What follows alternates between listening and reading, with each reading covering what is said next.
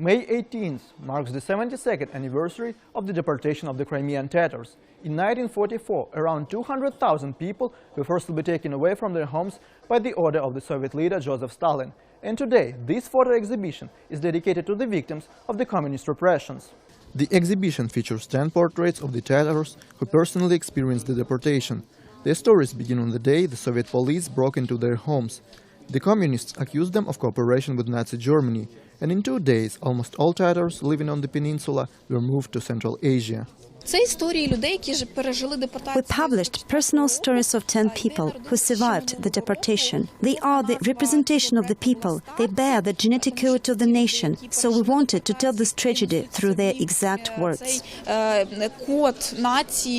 The organizers of the exhibition read the stories of the Crimean Tatars out loud. They say they want to explain the full scale of this crime, because even now many Ukrainians either don't know or confuse the facts about the deportation.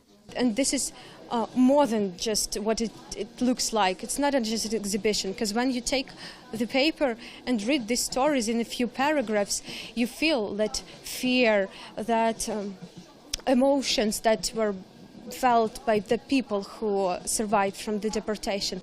The Crimean Tatars say the communist-like repressions still exist in today's Crimea, occupied by Russia. The peninsula is surrounded by fear and hatred. The so-called local authorities raid mosques and detain dozens of Muslims on a regular basis. In Majlis, the representative body of Crimean Tatars is now considered an extremist organization.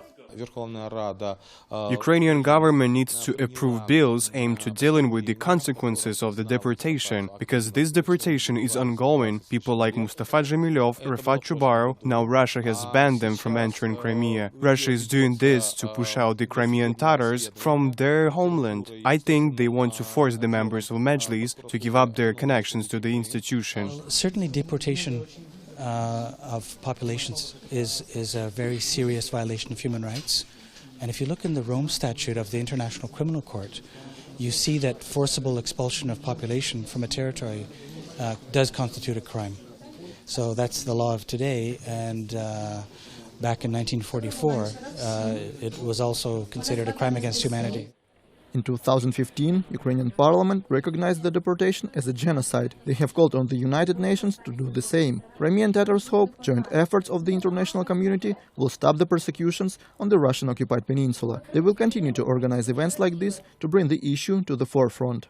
Sergei Ganisyan in Kyiv for Ukraine Today.